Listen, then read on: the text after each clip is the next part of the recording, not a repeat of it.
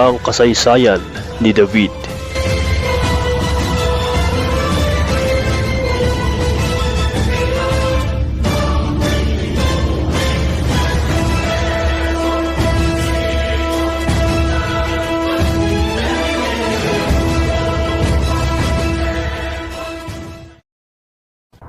Once again, ito ang inyong kakaibang mga kwento at trivia from Boy Sayote. Sa mga di pa nakapag-subscribe ay i-click nyo na ang subscribe button para lagi kayong updated sa aking mga next post. This channel contains trivia, facts, and fiction and educational videos for better understanding. At salamat sa panonood at magandang araw. At nangyari na nakipaglaban ang mga Filisteo sa grupo ng mga Israelita na pinamumunuan ni Haring Saul sa bundok ng Gilboa. Sa labanang ito ay natalo ang mga Israelita. Marami ang namatay sa kanila at ang mga natira ay nagsipagtakbuhan kasama si Haring Saul at ang mga anak nito. Hinabol ng mga Filisteo ang grupo ni Haring Saul at ang mga anak nitong sina Jonathan, Abinadab at Malkishua. Di nagtagal ay pinatay ng mga Filisteo ang mga anak ni Haring Saul, kasama dito si Jonathan. Mainit at marahas ang labanan sa paligid ni Haring Saul. Natamaan siya ng palaso mula sa isang sundalo ng mga Filisteo.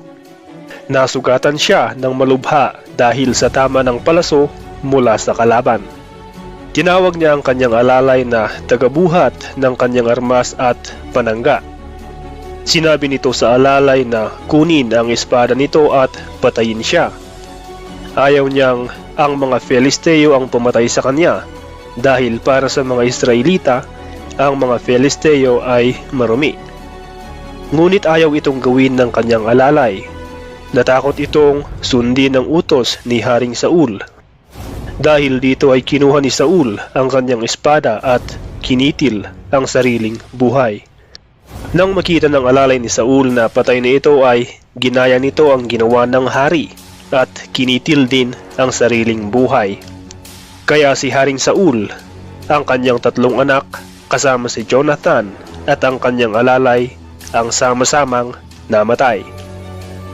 Nang malaman ito ng mga Israelita malapit sa lugar ng digmaan ay nagsipagtakbuhan sila at nilisan ang kanilang mga tahanan. Pumalit naman ang mga Filisteo upang kamkamin ito. Nang sumunod na araw, tapos na ang digmaan ay nagpunta ang mga Filisteo sa kinaroroonan ng mga patay na Israelita para nakawan ang mga patay. Nakita nila ang bangkay ni Saul at ang tatlong anak nito.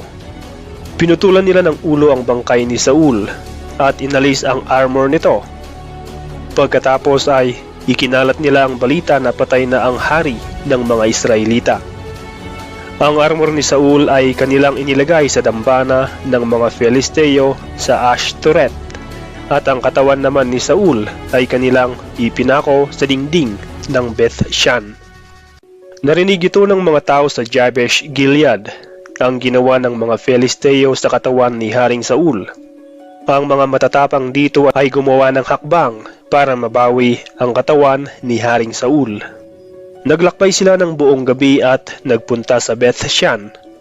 Kinuha ang katawan ng patay na hari at ang tatlong anak nito at binuhat pabalik sa Jabesh. Dito ay kanila itong sinunog at ang mga buto ay kanilang ibinurol sa ilalim ng tamarisk tree sa Jabesh at sila ay nag-ayuno ng 7 araw. Hindi pa alam ni David ang nangyari kay Haring Saul. Ginagawa pa rin niya ang kanyang dating routine na pag-atake sa mga Amalekites. Pagkatapos ng 3 araw ay dumating ang isang lalaki. Halatang ito ay nagluluksa dahil sa itsura. Lumuhod ito sa harapan ni David.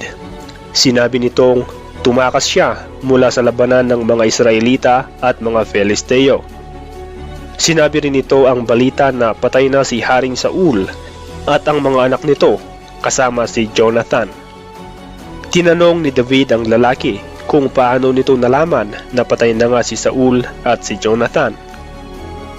Sinabi ng lalaking ito na nasa bundok siya ng Gilboa at malapit siya kay Saul. Nakita niya ang hari na napapalibutan ng mga chariot ng kanyang mga kalaban. Ito ay malubhang nasugatan at nakasandal sa kanyang sibat. Lumingon si Saul at nakita siya nito at tinanong kung taga saan siya. Sinagot siya ng lalaki at sinabing isa siyang Amalekite.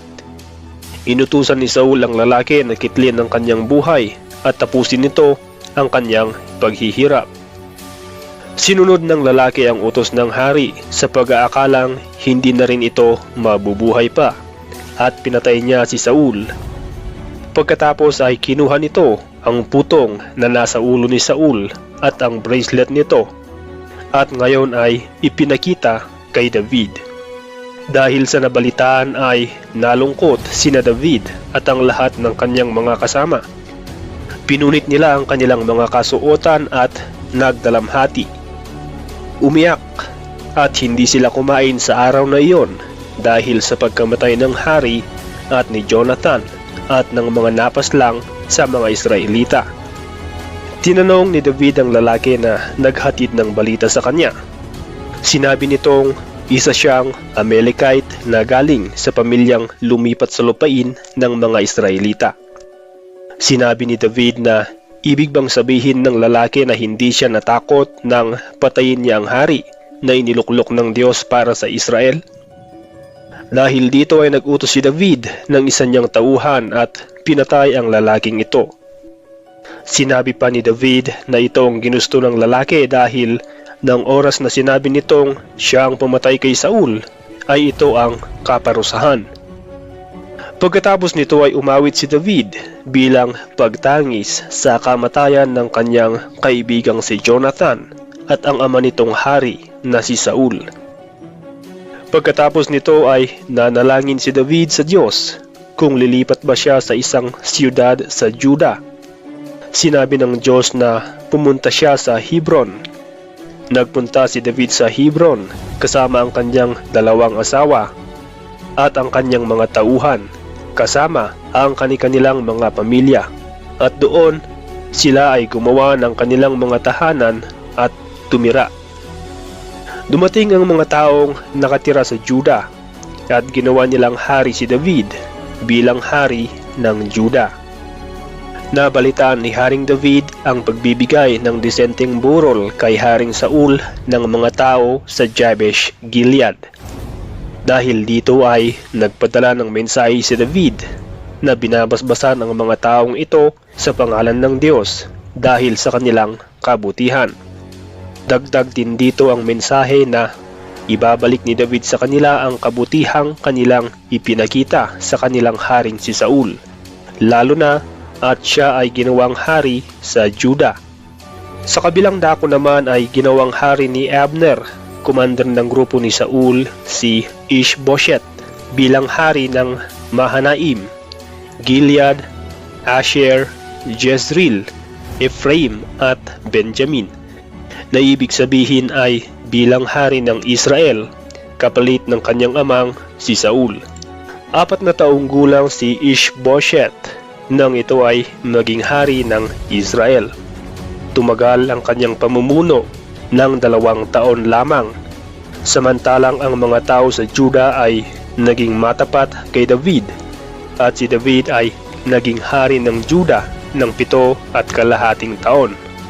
Ito ang kwento kung paano naging hari si David mula sa pagiging pastol ng mga karnero.